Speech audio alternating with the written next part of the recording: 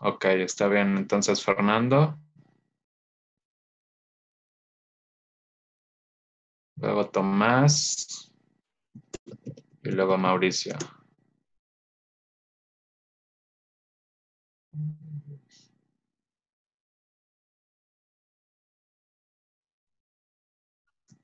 Bueno, ¿se escucha?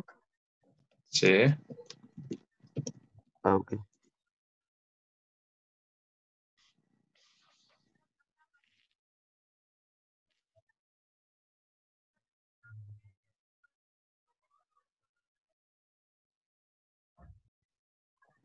¿Cuál sería, profesor? ¿Cromatografía?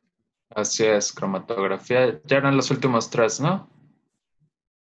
No creo que la de O ya absorción sí solo la eran habían. dos. Absorción sí la vimos. Ah, ok. Bueno, entonces vemos que aquí está entrando, puede ser líquido o vapor, Espera o tantito. la mezcla. Oye, espera tantito, por favor. Ok, ok. Este. Ok, ahí ya estoy grabando. De todas maneras, creo que Jackson nos ha hecho favor también de grabar, pero no está mal que dos personas lo hagamos. Entonces, ahora sí, vamos a revisar cromatografía. Adelante. Bueno, aquí como vemos, está entrando una mezcla, bueno, puede ser líquido o vapor o una mezcla. Tenemos nuestro absorbente sólido, empacado. Bueno, aquí creo que en las fases creadas creo que es ninguna también. A ver, entonces tú dices, ahí es una torre cromatográfica o una columna de cromatografía y entonces está empacada de un material que es absorbente. ¿Ah? Ajá, Y entonces hay varios casos. A ver, elige uno de alimentación. pues Inciso A, lo que tienes ahí marcado. un líquido, ¿no? Ajá, un líquido no o un líquido sí. Bueno, sí, un líquido, sí. Un líquido sí. Entonces, entra la mezcla líquida. ¿Qué va a pasar? Bueno, me imagino que el absorbente sólido absorbe partes del líquido que obviamente no son deseadas en el producto y sigue saliendo el mismo líquido, por eso no crea ninguna fase. A ver, hasta ahí en tu explicación, yo diría entonces, ¿por qué no se llama absorción? ¿Sí, verdad?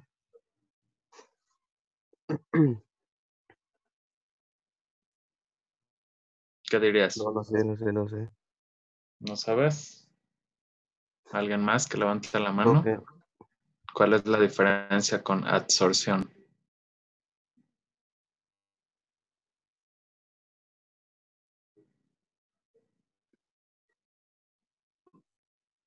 Mm,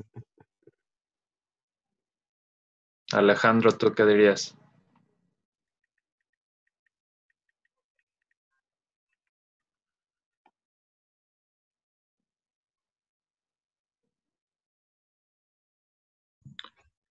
Bueno, la diferencia entre una absorción de la cromatografía. Es que ¿O la qué ocurre en cromatografía la funciona por cromatografía? capilaridad, ¿no? ¿Perdón? La cromatografía funciona más por capilaridad. A ver, explícanos. Es que, bueno, en realidad, más como por experiencia que más por otra cosa, que pues en realidad, cuando por cromatografía, para escoger un absorbente deseado, pues se mete el líquido y se pone un absorbente. Ese líquido pasa por el absorbente y por capilaridad se absorbe, creo. Mm, Por capilaridades que fluye a través de los poros del absorbente. Ujú. Y luego, hasta ahí yo diría que no hay separación, nada más has descrito la parte de que fluye. Pero el absorbente que tenemos, pues como que es selectivo, o sea, no, o sea, no de toda nuestra mezcla, va a tomar como que en uno en específico. Mm. Ok, más o menos. Vamos a ver, vamos a elegir a otra persona. Karina, ¿tú qué dirías en cromatografía? ¿Qué es lo que pasa? ¿Cómo ocurre la separación?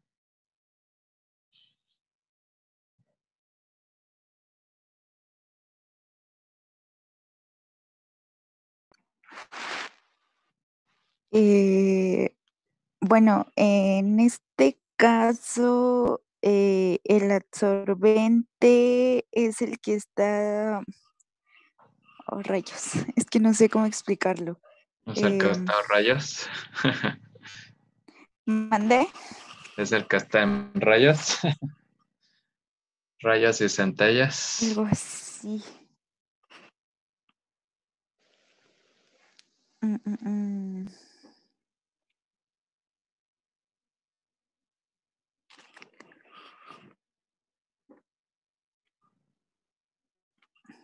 Bueno, está bien. Entonces, a ver, el líquido, estábamos en el caso del líquido, el líquido va a pasar a través de la columna. Si la columna es muy delgada, puede ser que la mezcla se desplace a través de la columna efectivamente por capilaridad.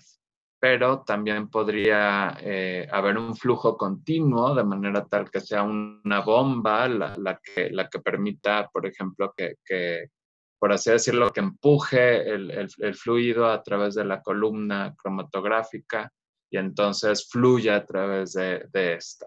Como bien dijeron, hay un material absorbente en esa columna.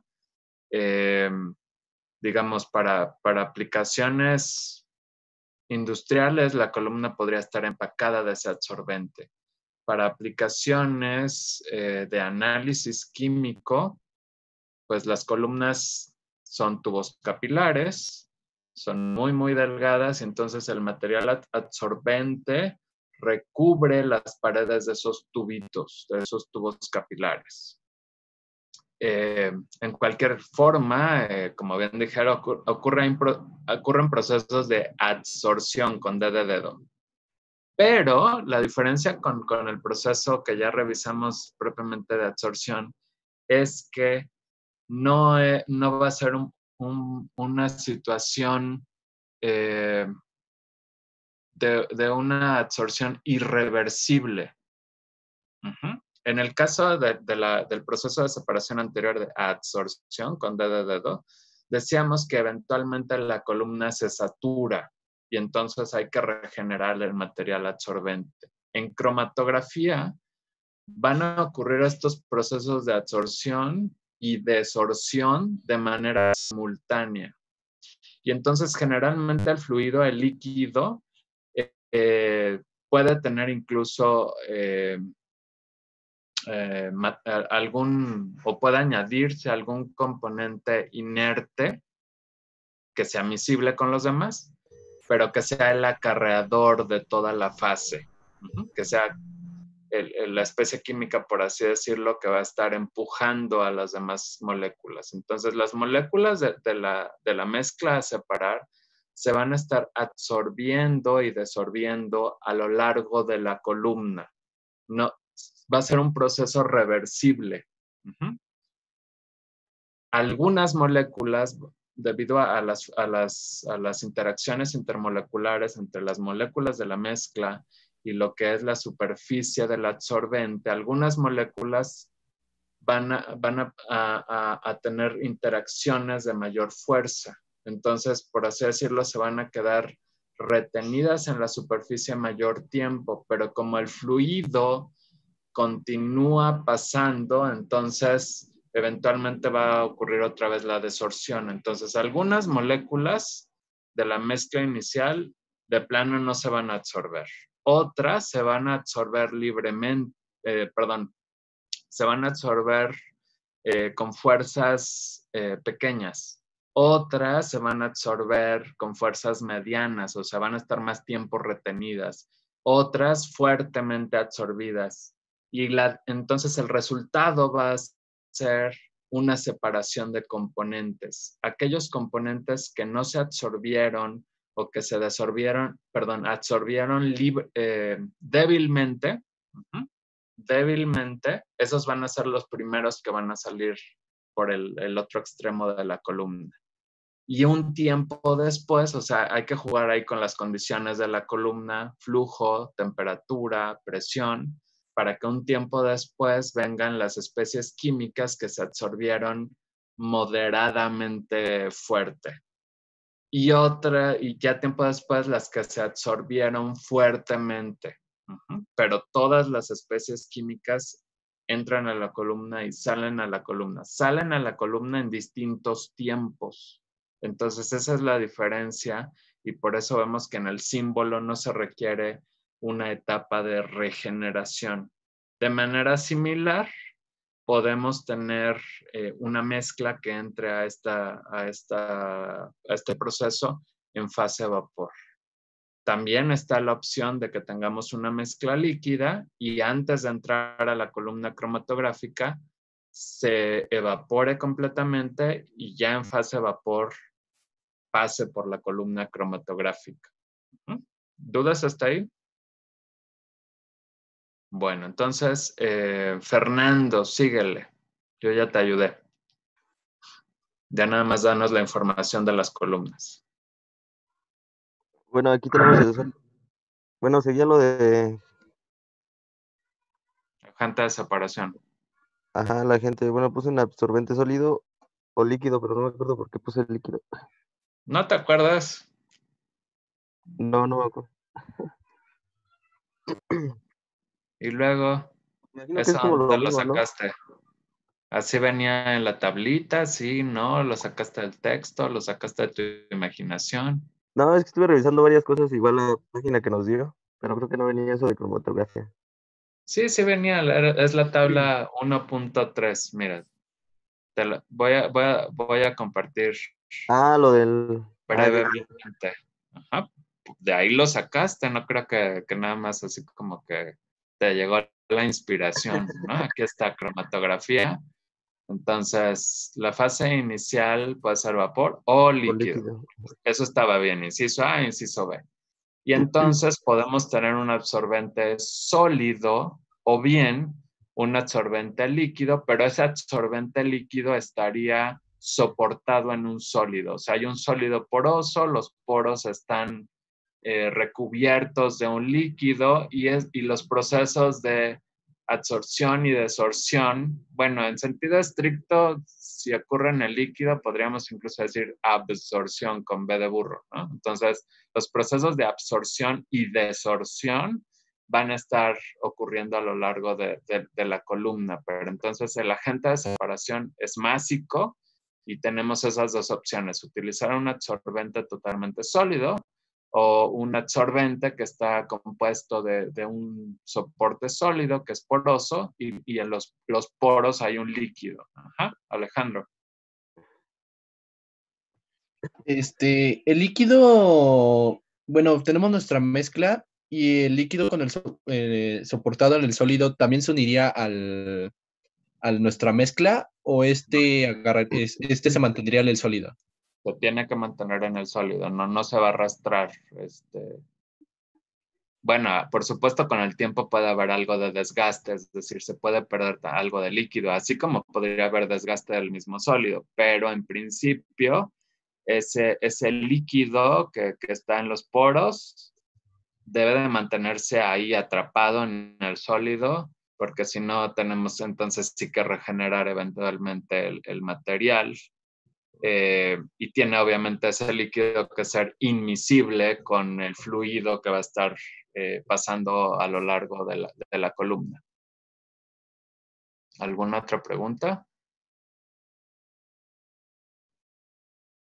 Bueno, Fernando, vuelve entonces a tu tablita. Ya vimos que no lo inventaste, ¿no? Que estaba ahí en el libro. Ajá. ¿Cómo que ya no te acordabas de dónde había salido esa información? Lo Es que único que como... O sea, no me basé solo en el texto, sino estuve investigando muchos por aparte. está También en la bien, página que nos había dado la de inglés, una en inglés creo también. está bien. Entonces, lo único que habría a lo mejor que añadir ahí en la tablita es que el líquido estaría soportado en un sólido. Ujú. Entonces podría ser Luego, una mezcla de, bueno, sí, como humedecido, ¿no? En el líquido, el sólido. y luego fases, ya no me acuerdo si la siguiente columna era fases creadas o fases añadidas. Fases, Ah, debe ser, fases creadas. sí, creo que sí. Sí, fases creadas. ¿Cuál es tu respuesta? Pues ninguna. Ninguna, ok. ¿Y fases añadidas? Mm, pues tampoco, ¿no? Ninguna. Bueno, pero Lee tu tabla, ahí lo tienes. bueno, es que ahorita yo lo tenía como ninguna, pero ¿Pero qué escribiste ahorita? ahorita es sólido, pero no sé. Bueno, Pues sí, eso es lo que añades, ¿no? O sea, ¿no sería algo que ya está? acuérdense que, o sea, fases añadidas se refiere a, ustedes parten de una mezcla que quieren separar de la que quieren separar sus componentes. ¿La ponen en contacto con otra cosa, con otra sustancia, sí o no? Eso es a lo que se refiere con fases añadidas.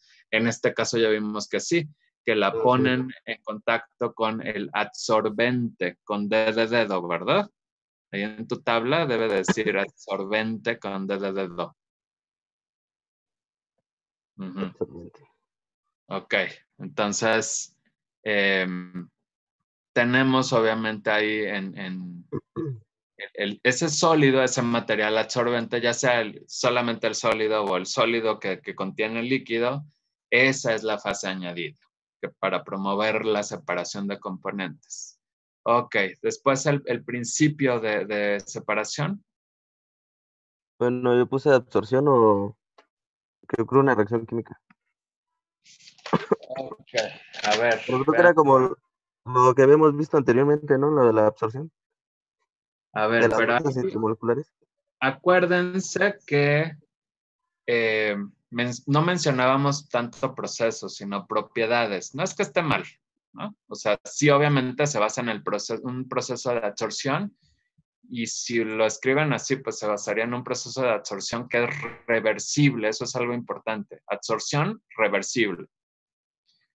En esa columna recordemos que estábamos escribiendo propiedades, no fenómenos o procesos, propiedades. Entonces ahí sería la diferencia de absorbabilidad, era lo que habíamos puesto, ¿no? De los componentes. Absorbabilidad, esa era la propiedad. Uh-huh. Ok, ok. En tu explicación, ¿en qué momento hubo reacción química? Bueno, no lo mencioné, pero se supone que cuando entra en contacto en la superficie del absorbente, ahí puede ocurrir una reacción, ¿no? Bueno, podría, pero en términos Bueno, depende estrictos, de qué estemos tratando, ¿no? Con qué materiales. exacto. Ya sería un caso muy específico y sería un híbrido de cromatografía con reacción química. En cromatografía no consideramos transformaciones químicas. No estoy diciendo que no se pueda llevar a cabo el proceso. Hay procesos de, de absorción con reacción, de adsorción con reacción, pero si nada más estamos hablando de absorción, adsorción, no metemos la transformación química. En este caso, igual en cromatografía, borra la reacción química, porque el puro proceso de separación no involucra transformaciones químicas. Uh-huh. Gracias. Y Ok. finalmente, ¿tienes ahí algo escrito de ejemplo? Bueno, encontré algo de bioseparaciones, pero no sé si esté bien realmente. En algunas separaciones. Quedó muy general, pero bueno, está bien, Sí, es que estaba muy difícil. Bueno, creo que no había mucha información. está bien. Gracias, Fernando. Tomás, Ok. por favor.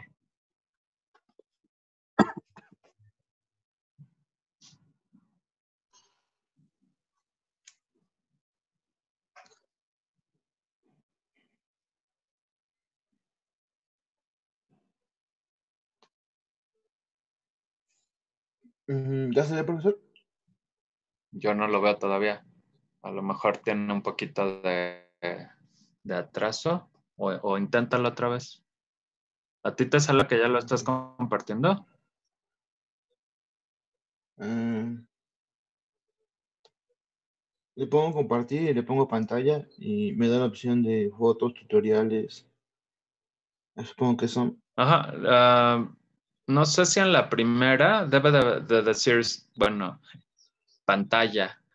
O sea, le das clic Sí, en Share Screen y luego obviamente hay la pantalla o screen, un pizarrón, whiteboard, el iPhone, iPad y otras cosas. Ya lo estás creo, creo que compartiendo. ya, ¿verdad? Sí. Ok.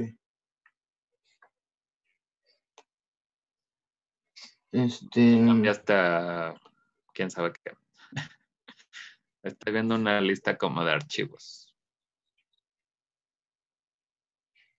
ah, Rayos. Hace rato yo sí veía la tablita. A ver, regreso otra vez aquí.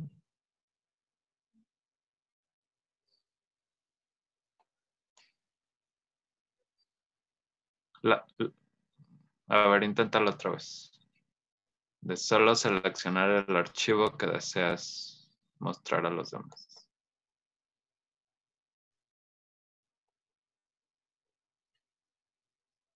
¿Ya aparece? Todavía no veo nada. Dice que, o sea, parece como que se va a cargar. Pero yo todavía no veo el archivo. Ya hay. ¿Ya aparece? Sí, no está bien centrado, pero ya estoy viendo ahí parte de la tabla. A lo mejor tienes Ahí que ya se subir entró. un poquito. Ándale ahí. Entonces, ¿cómo se llama? Ok, ya. Sí, ahí creo que está bien. ¿Cómo se llama el proceso? Es intercambio ion o Exacto, intercambio iónico. intercambio iónico. Ok. Entonces, bueno, según tengo entendido yo el proceso, entra un líquido y dentro de de esta torre hay un polímero o igual un absorbente y ingresa el líquido, hace intercambio de ion, sale el líquido y después ese polímero se pasa por otro líquido donde este líquido tiene ya los componentes necesarios. Ok, o sea, lo que nos explicaste es del lado izquierdo del símbolo ocurre propiamente el intercambio iónico. Ajá, entonces ahí va a haber un sólido. Ok, sí, sólido. Generalmente es una resina, ese es el tipo de material del tipo de sólido. Y en la superficie tiene algunos iones. El líquido que va a entrar al proceso tiene también iones de la misma carga, pero no misma especie química, ¿no? O sea, bueno, me refiero a si los iones que entran son positivos, en la superficie de la resina hay también iones positivos. Y lo que va a ocurrir es se van a intercambiar, es decir, algunos iones del líquido van a quedar adheridos en la superficie de ese material sólido y entonces como se empieza a cargar o hay una carga neta positiva, entonces tiene que liberar cargas. Lo que estaba originalmente en la superficie, esos iones positivos, se van a desorber, van a pasar a la fase líquida. Entonces estamos intercambiando los iones. Por ejemplo, podría alimentarse a esta columna agua dura, agua que tenga iones, por ejemplo, de calcio. Y queremos retirar esos iones de calcio. Entonces, en la resina, en la superficie, puede haber iones de sodio. Entonces, los iones de calcio se van a quedar en la superficie del sólido y ya no sé qué dije, los iones de calcio se quedan en la superficie del sólido y los iones de sodio son los que van a pasar a la fase líquida. Ahí hubo un intercambio de iones, pero eventualmente pues se van a perder todos los iones disponibles de sodio del sólido y va a quedar la superficie llena de iones de calcio. Entonces hay que regenerar y por eso está ahí la flechita horizontal entre los dos equipos y ahí viene la etapa de regeneración. Como bien dijiste, se puede poner otro líquido para hacer otro intercambio iónico de tal manera que la superficie del sólido quede nuevamente con iones sodio. Bueno, entonces, ¿cuál es la información de los siguientes celdas, por favor? Bueno, en el agente de separación sería la membrana con sitio activo, como lo que acaba de decir ahorita, que puede ser un polímero o una resina. Uh-huh. Lo que entra es un líquido. Bueno, le había puesto que no se agregaba ninguna fase, pero en este caso sería la fase sólida, que sería el polímero. Claro, bueno, tú lo pusiste como una membrana. ¿Decía membrana en el libro? Creo que sí. Bueno, según yo lo Yo me traduje así acuerdo que como membrana. sea con una resina, ¿no? A lo mejor si viene... yo no me acuerdo que utilicen el término de membrana en intercambio iónico, aunque me puedo equivocar. Estoy revisando.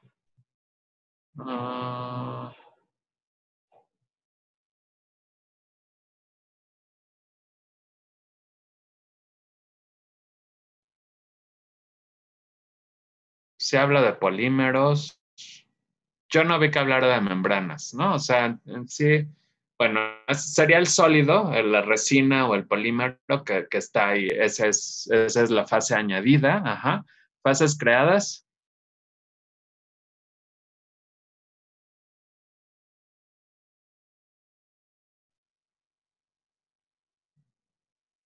No te escucho, Tomás.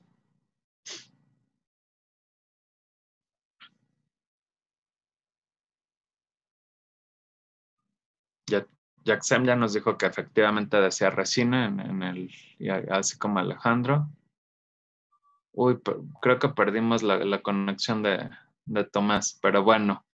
Entonces, obviamente, fases creadas ninguna, y el principio o el fundamento de la separación, pues tiene que ver con, ya regresó Tomás, ya se está conectando. El principio de separación, ya regresaste, Tomás. Sí, perdón, me falló la No te conexión. preocupes. Los fundamentos, pues tiene que ver justamente con las interacciones intermoleculares que hay con la superficie de la resina. Si habláramos de propiedades, pues también tiene que ver, digamos, con la absorbabilidad, más propiamente el intercambio iónico. Ajá. Y en tratamiento de aguas, pues tenemos ahí ejemplos justamente para ablandar el agua. Bueno, entonces, Luis Narváez, ¿qué es agua dura?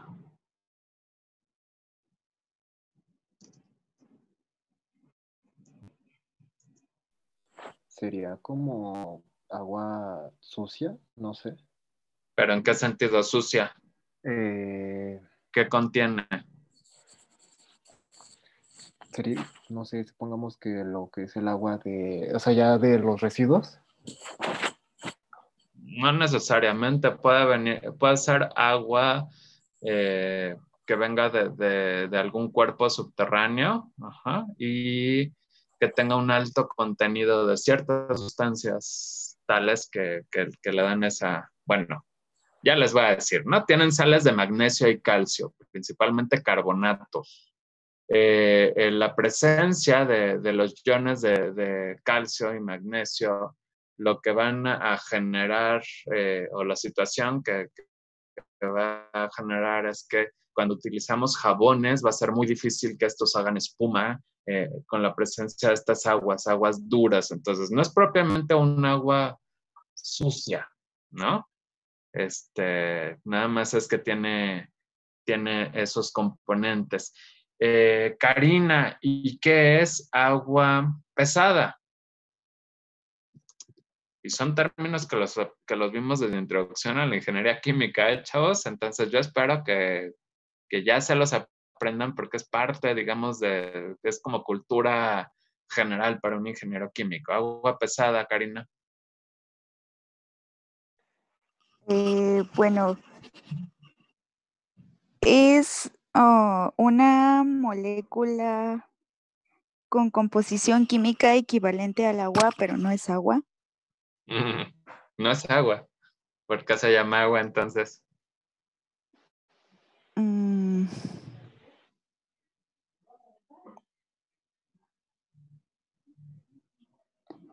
A ver, ibas bien hasta que dijiste, pero no es agua.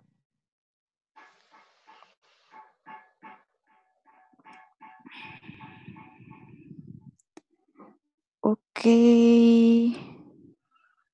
A ver, al agua común y corriente, normalmente cuando hablamos de su fórmula química, decimos, pues es H2O. Ajá. Si comparamos el agua pesada, la molécula del agua pesada con esta molécula de H2O, ¿qué es lo distinto? ¿El oxígeno? No. No. Entonces, ¿qué es lo distinto? Ya El por ahí hidrógeno. el hidrógeno. ¿Y qué es lo distinto del hidrógeno? Ok. Mm, mm, Ya ahí te ayudaron en el chat. Isótopo de hidrógeno. Hay un isótopo de hidrógeno. Incluso por ahí te dijeron, ¿cómo se llama ese isótopo de hidrógeno? Rosario nos puso ahí la respuesta, Karina. Es el... Ok. Un segundo. Lee el chat nada más. Abre el chat y lee el chat. Ok, sería deuterio. Exacto. Sería... ¿No? Entonces, normalmente en el agua común lo que tenemos es hidrógeno y hay varios isótopos de hidrógeno. El deuterio, ajá, ¿por qué se llama deuterio? Si te fijas en el nombre ahí, como que parecerían dos, ¿no? Deu viene, digamos, de dos.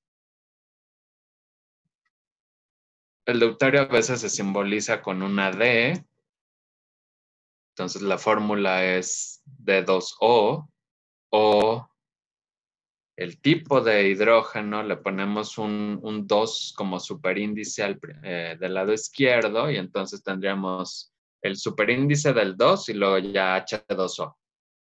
¿Ese 2 a qué se refiere en el isótopo de hidrógeno, Karina?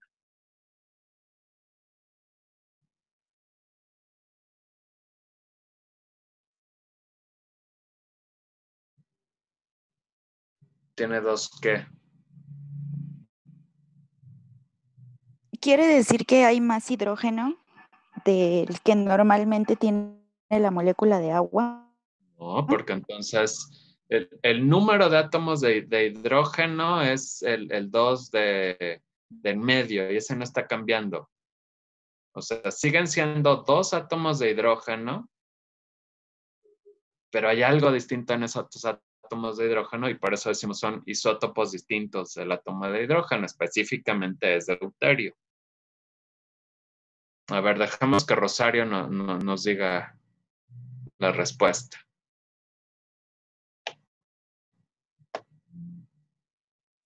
¿Son átomos de isótopo? Ay, ¿qué es eso?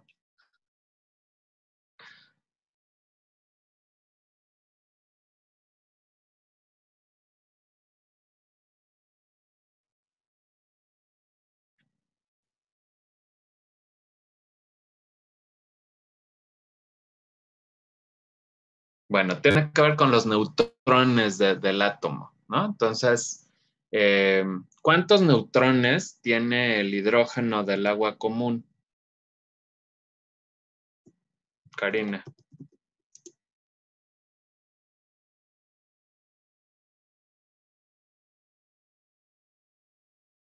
Perdón, no escuché es ¿Cuántos, que se me cortó el internet.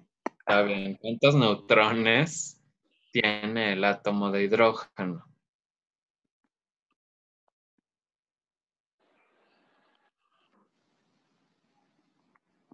Sería 1.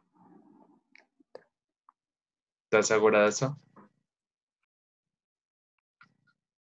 A ver, la pregunta sería ¿cuántos neutrones, cuántos protones y cuántos electrones tiene el átomo de hidrógeno?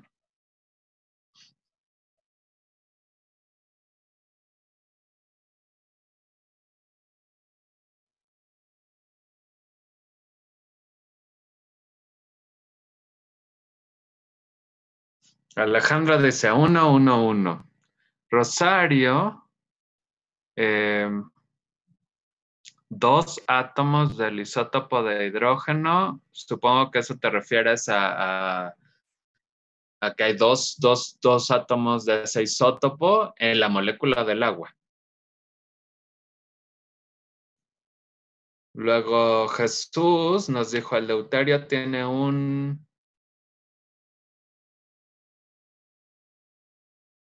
Y yo digo que se quedó ahí como cortada la respuesta. ¿Tiene un qué? ¿No un protón? Un protón, 0 neutrones, dice Ángel. A ver, Ángel, ¿puedes abrir el micrófono y explicarnos?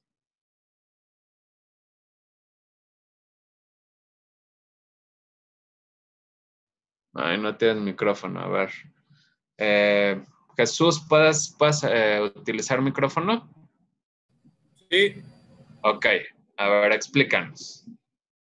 pues la diferencia del hidrógeno con el deuterio, nada más que el deuterio tiene un neutrón, en cambio el hidrógeno nada más tiene un protón y el deuterio sí tiene el protón más el neutrón. Ok, entonces, exactamente, ¿no? Si vemos el núcleo del átomo, como bien nos dijo Jesús, en el hidrógeno común, la especie química más abundante, en la naturaleza, ahí tenemos solamente un protón. Uh-huh. Si estuviera neutro, pues necesitaríamos un electrón. Obviamente, si forma un ion, lo que se pierde es un electrón y por el protón es que queda el ion con carga +1. En el caso del deuterio, tiene un neutrón, entonces, digamos, la carga no se va a modificar o a alterar, pero la masa del átomo sí.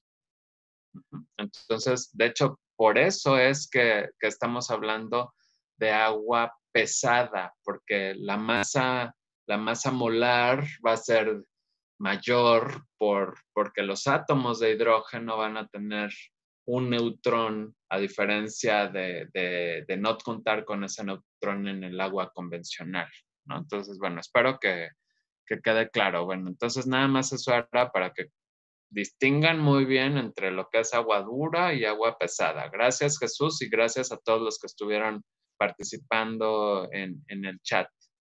Bueno, entonces, Jesús, ya revisamos todas las operaciones de la tablita. Ya, ¿no? Pero... Ya no, ya sí. Ya.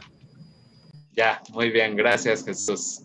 Bueno, entonces ahora les voy a compartir una presentación, aunque voy a hacer algunas preguntas. Hemos estado revisando procesos de separación y los procesos de separación pueden operarse de distintas maneras. Entonces, la pregunta es, ¿cuáles son los modos de operación de un proceso? Ya sea del proceso global o de estas operaciones unitarias. Modos de operación que conozcan de un proceso. Anaí, ya sea que escribas en el chat o que nos des, por favor, la respuesta en micrófono.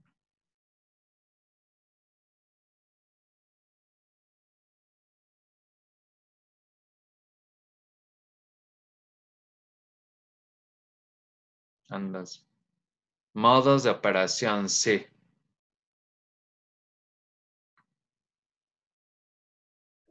La pregunta fue modos de operación, profe, Sí, de un proceso. de un proceso.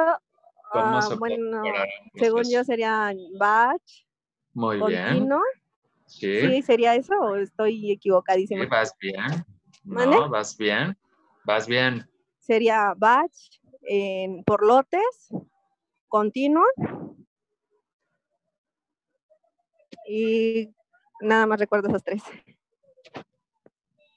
¿Batch y por lotes es algo distinto?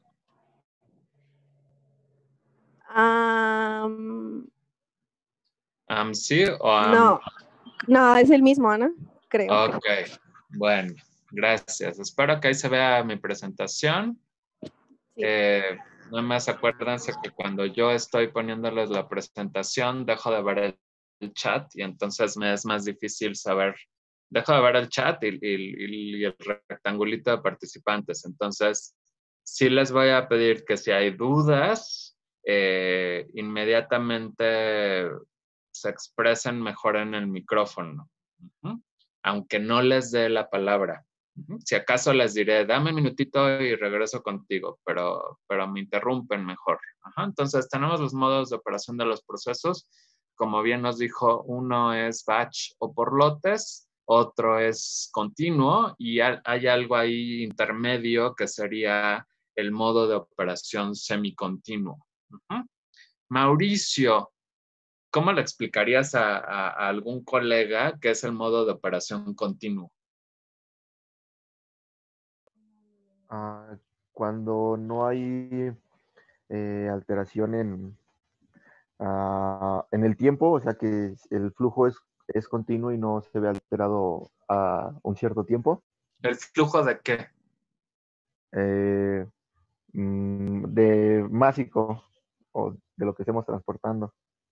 Ok, entonces sería, se va a alimentar el proceso con flujos de materias primas y estos son constantes, obviamente en el tiempo, y también los flujos de salida del proceso son constantes. ¿Eso sería, Mauricio? Así es. Ok. Karina, ¿qué sería un proceso batch o por lotes? Bueno, en este tipo de reactores se cargan por reactores? bueno, en ¿Siempre este tipo de solo son procesos, reactores? perdón. No, Ok, no, procesos también en general. son procesos, Podrían ser sí. reactores. Ajá. Ok, bueno, en este tipo de procesos regularmente solo se cargan una sola vez y la concentración de los componentes va variando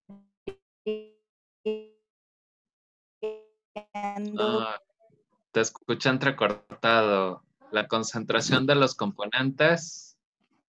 varía con respecto al tiempo. Se van modificando Ok, las concentraciones conforme pasa el tiempo. A comparación, ok. bueno, es lo contrario que en el proceso continuo. Entonces tú decías, se cargan las materias primas en los equipos correspondientes y después de un tiempo, ya que se alcanza, si fuera una reacción, pues ya que se alcanza la conversión deseada, o si fuera un proceso de separación, ya que se alcanza igual una concentración deseada, entonces se descarga el equipo, ¿cierto? Sí. O los equipos. Ok. Pero tú mencionabas al inicio que se cargan una sola vez. ¿No pueden cargarse muchas veces? Bueno, sí, es posible cargarlo muchas veces, pero regularmente es como, bueno, como el nombre lo dice, por lotes, cierta cantidad de las materias primas o de la materia que vamos a tratar. Ok. Y Jesús, algo semicontinuo, un proceso semicontinuo, ¿cuál es?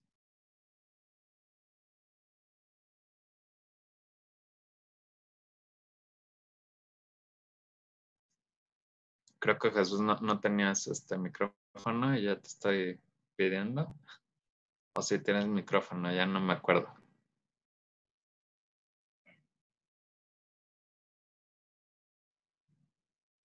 No escucho ni veo nada en el chat, Jesús. Ah, sí tengo, pero no recuerdo bien cuál era el semicontinuo. Ok. Anayeli.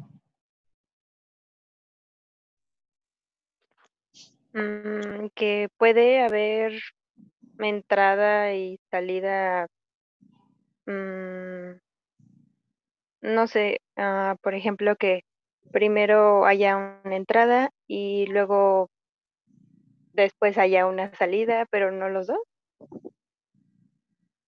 Pues sí, digamos, a nivel global lo podríamos ver así, o bien sería que algunas operaciones unitarias estuvieran operando de manera continua, pero otras operaciones unitarias estuvieran trabajando por lotes, ¿no? Entonces, se trabajan de manera continua cierto tiempo, se acumula, por ejemplo, algún intermediario y después se cargan a otro equipo que va a operar por lotes. Eso sería algo intermedio. Bien, gracias. Entonces, espero que sí se esté viendo mi presentación y si no me dicen. En general, cuando ya estamos cercanos, digamos, a una etapa de poder proponer procesos globales de producción, poder diseñar esos procesos. Por eso es muy importante que abordemos los procesos de separación. Cuando se proponen o se realiza la síntesis de procesos globales de producción, hay que seleccionar ciertas operaciones unitarias. Generalmente el proceso global o cada propuesta de proceso global se va a basar en rutas de síntesis o rutas de reacción. Es decir, para llegar a un producto podemos tener más de una opción utilizando distintas materias primas o distintos reactivos. Entonces, el corazón de cada propuesta de proceso van a ser los reactores, porque en los reactores obviamente se van a llevar a cabo esas transformaciones químicas. Entonces se va a proponer un sistema de reactores. Le pongo ahí la palabra sistema porque puede ser más de un reactor. Algunos pueden estar conectados en serie o la distribución puede ser en paralelo. Y eso obviamente lo van a abordar en sus cursos de ingeniería de reactores, tanto de cómo establecer estos sistemas de reactores como cómo estimar las dimensiones, el tamaño o bien el tiempo de reacción para cada uno de los reactores. En algunos casos, la materia prima no se encuentra en condiciones adecuadas para entrar en ese sistema de reactores. Y entonces las materias primas requieren ser adecuadas, requiere que mediante procesos de separación o sistemas de separadores justamente retiremos ciertas impurezas que a veces se pueden volver desechos, a veces se pueden comercializar. Entonces, podemos establecer algunos procesos de separación previo a los sistemas de reacción. A la salida de los reactores, dado que estos no operan no operan generalmente a conversiones del 100% o a selectividades del 100%, entonces a la salida de los reactores vamos a tener una mezcla de los productos principales, productos secundarios, a lo mejor algunas impurezas que provienen de las materias primas y los reactivos que no reaccionaron completamente. O el exceso de los reactivos que se alimentó en estos sistemas. Entonces, después de los reactores, también tenemos la necesidad de colocar sistemas de separadores para lograr obtener los productos principales con un porcentaje de pureza alto.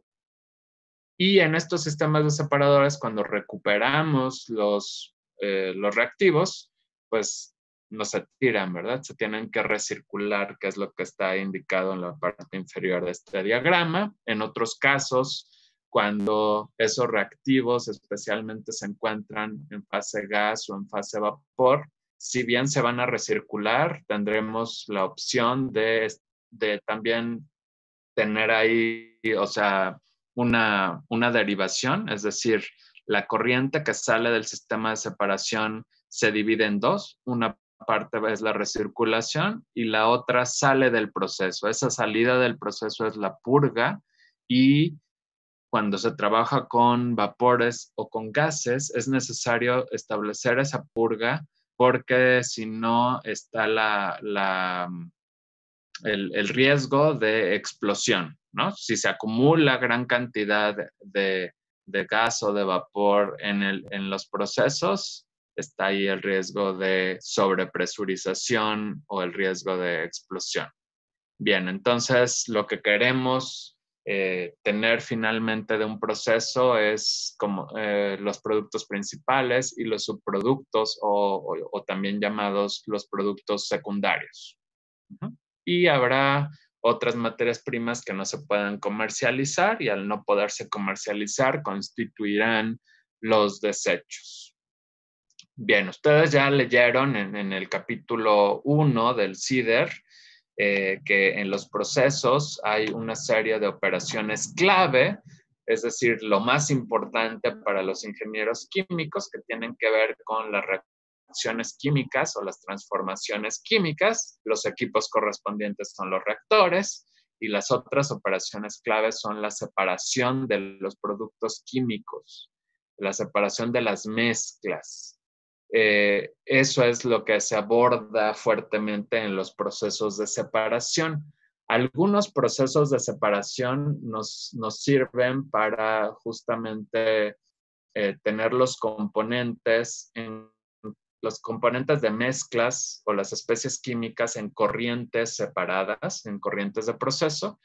Y en otros casos, los procesos de separación también nos permiten simplemente tener en corrientes distintas fases, ¿no? Entonces tenemos procesos de separación de componentes, lo que está en operaciones claves, y lo que está en operaciones auxiliares en el primer renglón serían procesos de separación de fases. Otras operaciones auxiliares tienen que ver con los intercambiadores de calor. El intercambiador de calor es el equipo, y la operación es la adición o la remoción de calor que permita modificar, obviamente, la temperatura o la condición de las fases. Entonces, también eso va muy ligado con separar fases o promover que alguna fase se cree. Trabajo de eje es otra operación auxiliar que tiene que ver con modificar la presión. Entonces ahí los equipos correspondientes pues obviamente serán, por ejemplo, compresores. Mezclar o dividir corrientes es otra operación auxiliar.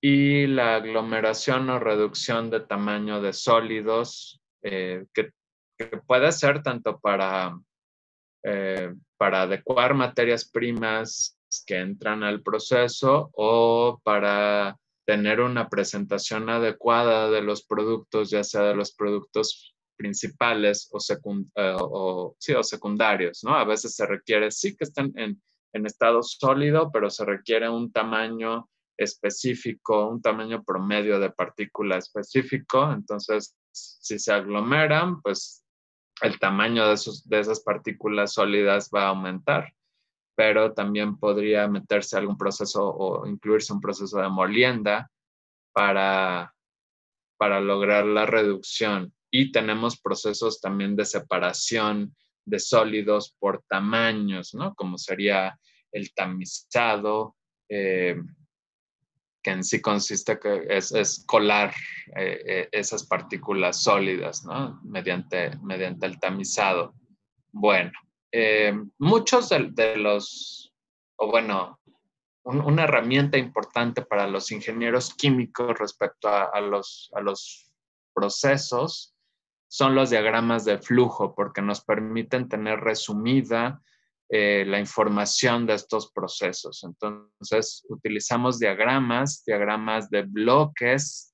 Es un tipo de estas herramientas en la cual todos los equipos o todas las operaciones unitarias están representados por rectángulos, y las corrientes de procesos se representan mediante flechas, y en las flechas podemos ahí indicar flujos, algunas condiciones de operación y las sustancias químicas involucradas. Ese es el diagrama de flujo por bloques. Y también podemos tener diagramas de flujo que en lugar de tener rectángulos tengan símbolos que representan cada uno de los procesos, cada una de las operaciones unitarias. Por eso revisamos también la tabla 1.1, la 1.2, la 1.3 del capítulo 1 del CIDR. Ajá. Y vimos o tratamos de entender el porqué de esos símbolos. Entonces, de manera tal que uno esperaría que con eso ya, si ustedes ven un diagrama de flujo con los correspondientes procesos de separación, ustedes ya inmediatamente podrían identificar o saber a qué se refiere o qué está ocurriendo en esa etapa del proceso. Aquí tenemos, y es también tomado del capítulo 1 del CIDR, la representación de un proceso que es hipotético para la hidratación de etileno a etanol. Entonces, lo que queremos ahí obtener finalmente es etanol, y es un diagrama hipotético o del proceso hipotético porque sería sin considerar reacciones secundarias o reacciones simultáneas. También es considerando que la materia prima es pura, es decir, tenemos como materias primas ahí agua y etileno. ¿Ah? ¿Sí se ve mi apuntador cuando lo muevo? Alguien respóndame con el micrófono, por favor. Sí, doctor. Gracias. Entonces, aquí lo que tenemos, yo ya no veo el apuntador, pero bueno, entra etileno y agua, y tendríamos que ver que la salida principal o del producto principal está del lado derecho. Ahí está el etanol con un 93% en peso. Entonces, primero, las materias primas están entrando a lo que es un reactor donde ocurre la hidratación del etileno. Ese reactor utiliza un catalizador, un material sólido, que cumple la función de acelerar la reacción y de tener o de permitir alta selectividad, es decir, que el etileno reaccione con el agua y forme mayoritariamente o de manera ideal solamente etanol, ¿no? Y entonces lo que está ocurriendo ahí en ese reactor, pues es justamente esa reacción de hidratación de etileno. El etileno reacciona con agua para producir el etanol. Están ahí las condiciones de la reacción. Normalmente este proceso se propone que ocurra a 572 Kelvin y a 6.72 megapascales. Y la conversión alcanzada, esa es esa X mayúscula, la conversión alcanzada es del 0.05 como fracción, es decir, solamente del 5%, la conversión del etileno. Entonces, hay una limitación termodinámica. No se puede, la termodinámica indica que no se puede obtener mayor cantidad de etileno. Entonces, mayor cantidad de etileno convertido. Es decir, no se puede hacer reaccionar más de esa fracción de etileno.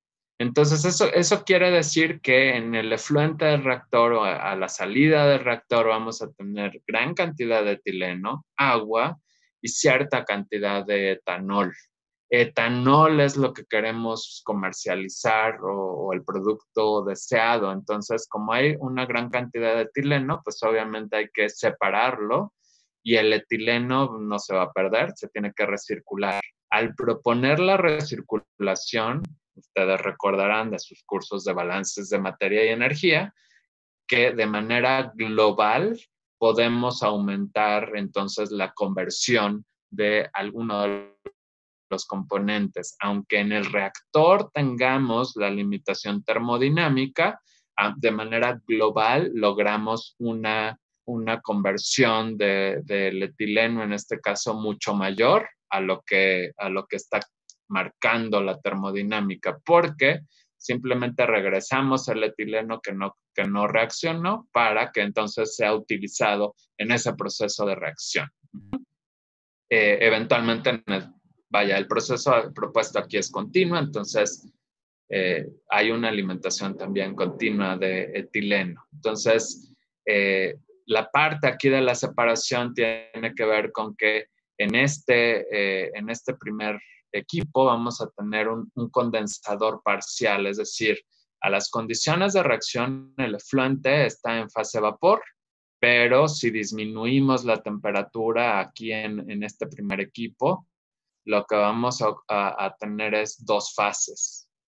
Entonces, tendríamos el etileno, por un lado lo recirculamos, y el resto, que sería principalmente el agua con el etanol, va a estar por la parte inferior de este equipo intermedio. Finalmente, esa mezcla de etanol-agua lo llevaríamos a una columna de destilación, que es lo que está marcado acá. Entonces, aquí en este diagramita, digamos, aunque aquí parezca que la flecha está cortada, pues en sí la salida es por abajo, ¿no? Y la línea, digamos, aunque no está totalmente recta, tiene ahí varios segmentos rectos, pero ángulos de 90, entonces seguiría aquí la flechita, y aunque el texto está tapando, después finalmente se alimenta a la columna de destilación. En la columna de destilación vamos a tener algunos residuos ligeros, es decir, aunque estamos en un proceso hipotético, podría haber una cantidad de otros componentes, de otros hidrocarburos, cuyas moléculas sean más pequeñas, pues principalmente al etileno o al etanol. Y esos son productos secundarios. Tendríamos una salida de esa columna del etanol al 93% en peso. Esa composición también la va a fijar la termodinámica. En este caso podemos destilar hasta llegar a lo que es el azeótropo. En condiciones del azeótropo, que es del 70% en volumen, corresponde al 93%. Entonces aquí tenemos una mezcla de etanol-agua, pero enriquecida en etanol o con alta concentración de etanol. Y por la parte inferior tenemos en el texto original, decía algo así como agua residual, agua que vamos a desechar. Entonces eso es por la parte inferior lo que sale. Tenemos después, o estaba también en ese capítulo 1, un diagrama más completo, en el sentido de considerar otras reacciones secundarias. Y entonces aquí está la representación del proceso industrial para lo mismo, la hidratación del etileno en etanol. Tenemos también, aquí vemos las dos corrientes de entrada, la de etileno, la de agua. Entonces, primero, tenemos acá la salida del producto principal, que es el etanol al 93% en peso, o sea, etanol-agua.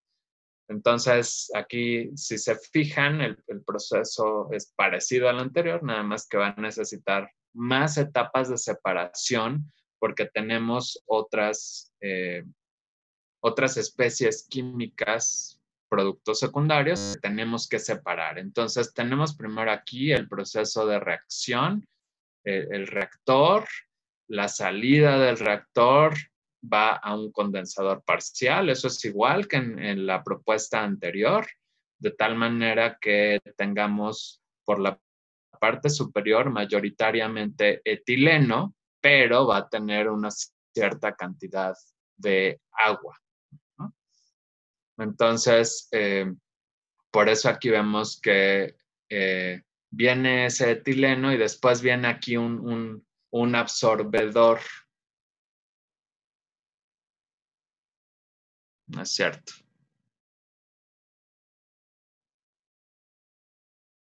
Ya me faltaba mostrar algo. Ok, ahí voy de nuevo, ¿no? Entonces, en el proceso industrial, además de las reacciones secundarias, vamos a considerar que el etileno no viene puro. Tiene algunas especies químicas como propileno, ¿no? Y entonces eso hace que tengamos que separar estas impurezas, sobre todo después de la reacción, para que el producto principal no contenga esas impurezas. Entonces, la otra cuestión es en el reactor. Se están produciendo otras especies químicas como dietiléter, alcohol isopropílico, acetaldehído, que también habrá eventualmente que separar. Entonces, aquí tenemos, después de ese condensador en donde mayoritariamente teníamos el etileno, puede ser que una parte del etanol también esté pasando a la fase vapor. Entonces, o se mantenga en la fase vapor. Y por eso proponemos aquí el absorbedor en el que se alimenta agua. Entonces, la corriente de vapor que sale del condensador se va a lavar, va a pasar al absorbedor, entra en contracorriente con el agua, y el agua que ya o sea, nos estamos asegurando que no se pierda etanol. El agua mayoritariamente con etanol se va aquí a unir a esta corriente de salida que mayoritariamente era agua con etanol, ¿no? Entonces, mayoritariamente tenemos en esta corriente agua con etanol. El vapor, que principalmente va a ser etileno, se va a recircular al reactor. Como el etileno está en fase vapor, para que no haya problema de sobrepresurización, se maneja una purga. Una parte de la corriente sale del proceso. O sea, la corriente se divide en dos. Una parte se recircula y otra parte sale del proceso. Entonces, teníamos aquí mayoritariamente agua con etanol, y lo que nos interesa es obviamente el etanol. Entonces, pasamos a una evaporación o vaporización flash para justamente separar estos dos componentes. Entonces, eso nos va a permitir, por un lado, que el etanol, el dietiléter y el acetaldehído, esos son los componentes más volátiles, esos van a dirigirse a la serie de procesos de separación que está aquí por abajo. Es decir, en este equipo, en esta vaporización flash, no se está siguiendo la convención de que por arriba sale el vapor y no lo estamos representando de esa manera. Entonces, en esta representación, la corriente que va hacia abajo son los componentes más volátiles, el etanol, el dietiléter, el acetaldehído, y principalmente el agua, que ahí lleva, pues obviamente también algo de etanol, pues va a pasar acá a un absorbedor. Un absorbedor en el que lo que se pretende retener es el etanol, de manera tal que se tenga también aquí agua, se está añadiendo agua y hay aquí la purga y el agua residual, agua de desecho. Entonces ya decíamos, vienen estos otros componentes, el etanol, dietiléter y el acetaldehído, a un proceso de destilación. Y entonces vamos a tener en ese proceso de destilación, eliminamos agua y tenemos los demás hidrocarburos por la parte acá superior. Esos hidrocarburos pasan a este otro equipo donde es un reactor catalítico. Entonces, destilación de crudos era lo que está aquí del lado derecho y la parte de hidrogenación es lo que está del lado izquierdo, el reactor catalítico, que también es del lecho fijo. Ahí lo que queremos es que a partir del acetaldehído que venía como un producto secundario, obtengamos mayor cantidad del producto principal, que es el etanol. Entonces, por eso ocurre la hidrogenación. Se alimenta hidrógeno, además de los otros hidrocarburos, con el objetivo de ese acetaldehído hacerlo reaccionar con el hidrógeno y tener más etanol. Entonces, la salida, que ya tiene más etanol, la vamos a pasar después acá a unas torres de destilación. En la primera torre de destilación vamos a separar el dietil éter y entonces el resto va a venir acá a un absorbedor. El resto tiene mayoritariamente etanol. Entonces el resto viene acá al absorbedor con una purificación final mediante destilación para separar justamente el agua del etanol y todos los otros residuos ligeros. Los demás hidrocarburos se recirculan acá al reactor de hidrogenación. El dietil éter pasa después a un absorbedor, no es solamente dietil éter, de manera tal que se añade agua para justamente que el etanol que pudiera estar en esa corriente se solubilice en agua y entonces ahora sí tenemos aquí el éter dietílico como una salida y el agua que atrapó algo de etanol se está recirculando, pero se recircula acá al flash, a la vaporización flash para que el etanol obviamente no lo perdamos del proceso. Entonces, obviamente vemos que es más complejo, pero hay mucha información resumida en estos diagramas y nos permite entender bastante bien los procesos respecto a tener la misma información a lo mejor en un texto largo. Entonces, aquí lo importante es estos diagramas de flujo de proceso también se pueden acompañar de tablas de corrientes, de tal manera que logremos poner o establecer una nomenclatura mediante claves y entonces sí tener la misma información pero relacionada con una tabla. Entonces, en cada corriente tendríamos la notación de las corrientes y después acompañaríamos con una tabla donde ahí tendríamos la información de qué especies químicas están presentes, en qué concentración o cuál es su fracción molar, másica o volumétrica según CDC, condiciones de temperatura, de presión, flujos, todo eso podría resumirse en una tabla que se acompaña con estos diagramas de flujo de proceso. Bien, una vez que ya hemos estado abordando lo que son varios procesos de separación, a mí me gustaría escuchar cuál es su definición de procesos de separación. Itzel, por favor.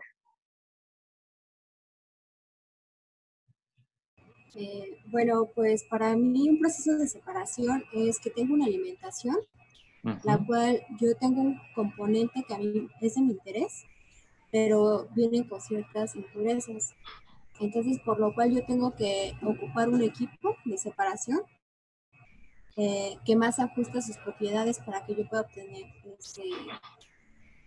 ese compuesto de interés. El compuesto de interés. Muy bien, gracias. Entonces es una operación unitaria que nos permite, como bien nos dijo Itzel, obtener un compuesto de interés en una corriente distinta a la de una mezcla inicial, ¿no? Entonces, en los procesos de separación, obviamente, hay una alimentación y en muchos casos ya estuvimos revisando procesos por separado. Se va a añadir materia o energía, a eso le llamamos agente de separación, para promover justamente la separación a veces de fases y a veces de componentes, y a veces la separación de fases de manera inherente conlleva a separación de componentes. Lo que pretendemos tener es varios flujos de salida o fases distintas a la salida, y esos flujos deben de ser distintos en composición entre sí y respecto a la alimentación. Ok. Hay distintas clasificaciones de los métodos de separación. Podríamos, de todo lo que revisamos, clasificarlos, y esta es una opción de clasificación. En algunos se crean fases, entonces son procesos de separación basados en la creación de fases.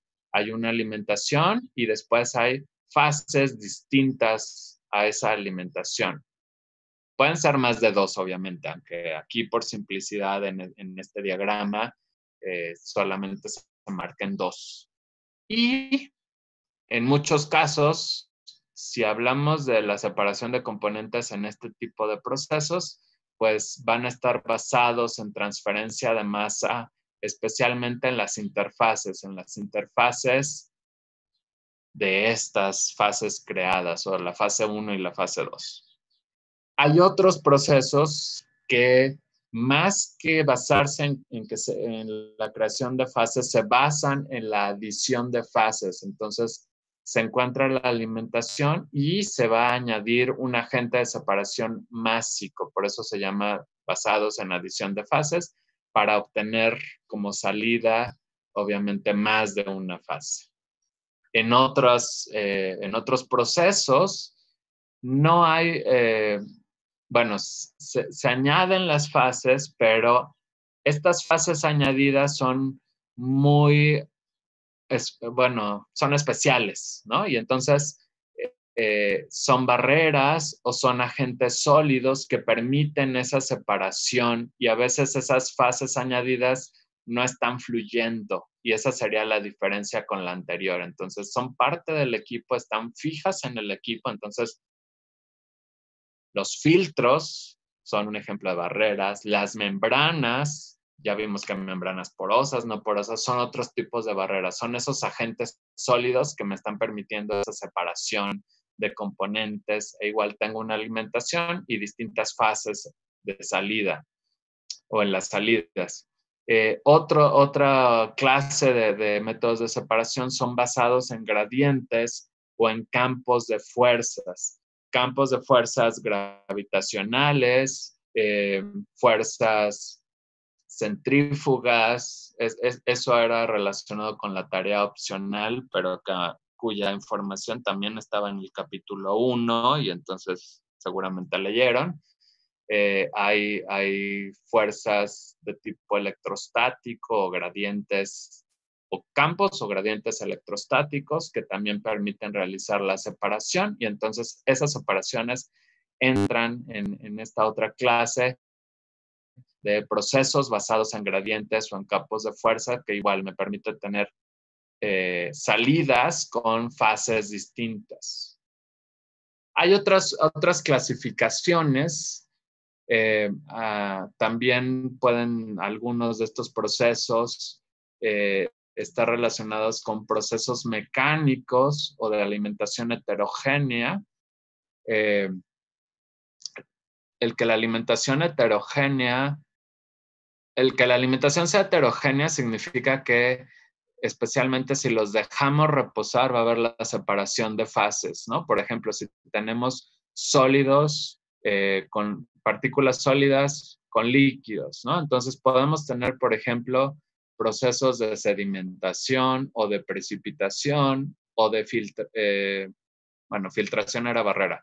Procesos de sedimentación, procesos de precipitación, esos son procesos mecánicos. Podemos tener centrifugación que nos permita justamente realizar esa separación de tipo mecánica cuando la alimentación es heterogénea. Los ciclones también son procesos mecánicos, y eso tendríamos que ver versus los procesos difusionales. En los procesos difusionales, la alimentación, tenemos mezclas homogéneas, y en esos procesos difusionales es cuando al describir o saber qué fenómenos ocurren en el interior, pues obviamente se están presentando procesos de transferencia de masa específicamente por difusión, ¿no? Entonces, esta es otra clasificación. Los procesos son mecánicos o involucran transferencia de masa por difusión. Hay otros procesos que podríamos clasificarlos si se basan en el equilibrio, como puede ser la destilación. Normalmente la describimos como una serie de etapas de equilibrio líquido-vapor. Entonces, sería un proceso basado en equilibrio. Y otros que son procesos gobernados por las velocidades de fenómenos de transporte, como cuando revisamos los procesos de separación por membranas, donde ahí decíamos, pues no se está estableciendo una etapa de equilibrio, pero sí varios de ustedes mencionaban transporte de los componentes primero del seno del fluido a la interfase en la membrana. Generalmente ahí sí, en la interfase y solo en la interfase hay una suposición de que se establece el equilibrio físico, y después, ya que se solubilizó en la membrana ese componente, hay un proceso de difusión de un lado de la membrana hacia el lado opuesto de la membrana. Entonces, en ese caso, lo que está gobernando todo el proceso justamente es la velocidad de ese fenómeno de transporte o la velocidad de la difusión.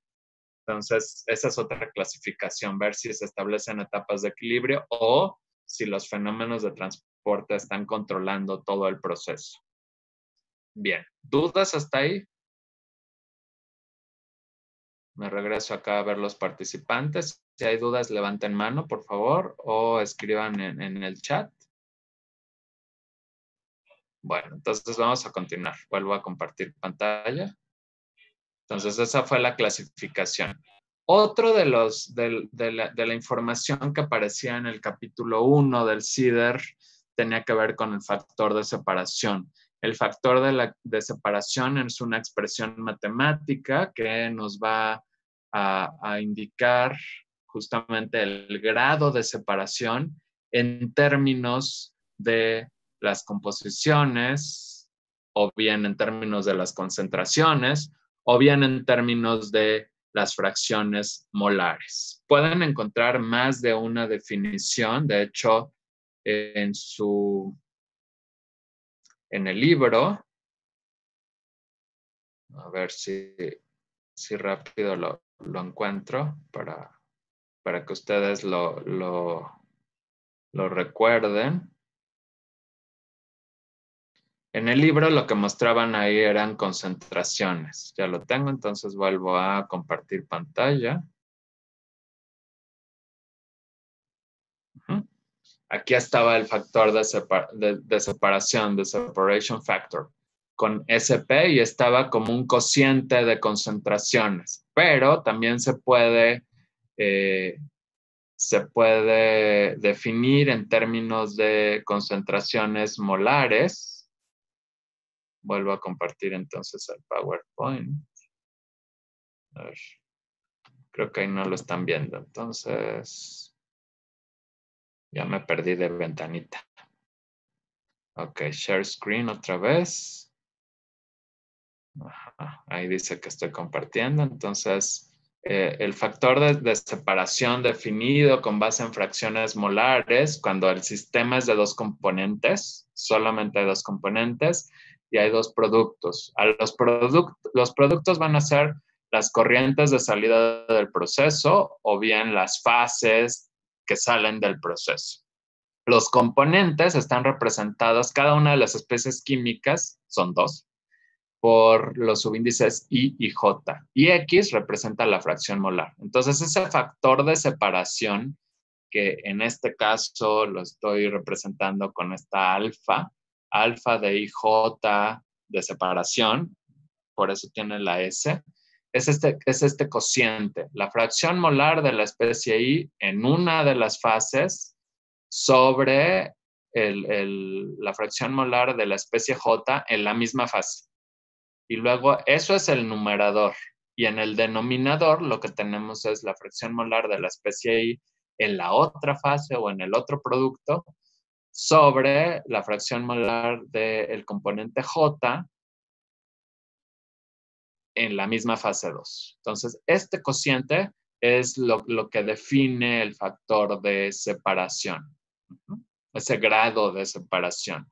Lo que nos va a dar de información importante es, una vez que lo definimos, una vez que definimos cuál es la fase 1 y la fase 2, vamos a poder saber, dependiendo del valor de esa alfa, si mayoritariamente el componente I está en la fase 1 o mayoritariamente está en la fase 2. Esa es la idea que nos da este valor. O bueno, esta expresión, pero obviamente toma valores. Bueno, cuando en los procesos de separación se considera el equilibrio de fases, podemos hablar de un factor de separación inherente. El factor de separación inherente va a estar en condiciones ideales. Y en el inciso A, lo que estoy poniendo es para procesos de separación basados en el equilibrio. Entonces, es ese factor de separación inherente, el factor inherente no lo estoy poniendo el superíndice S. Digamos, el que tiene el superíndice S es el real.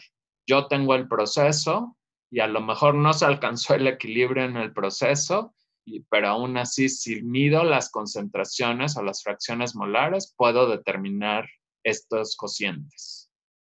Teóricamente, yo podría decir, voy a hacer el cálculo basándome en el equilibrio. Entonces, cuando tomo los valores de fracciones molares al equilibrio, y por eso aquí las X tienen como superíndice EC de equilibrio, podría yo estimar ese factor de separación en condiciones ideales, basándome en el equilibrio. Y eso es lo que van a hacer como ejercicio. Entonces, pongan mucha atención, por favor. Van a considerar estos diagramas de equilibrio líquido-vapor. TXY son 3 casos, inciso A, inciso B. Lo que van a hacer es, si tengo, no hay valores ahí, pero lo que quiero es el correspondiente diagrama XY a un libro en internet, pero lo que a mí me interesa es hacer el análisis de diagrama XY. Yo puedo decir cómo va a ser la forma. Va a tener esta forma. Hagan ese ejercicio. Pongan los correspondientes diagramas XY. Entonces, cualitativamente, luego van a tener más tarea. No aparecieron estas o razón de separación. Me parece la acción de separación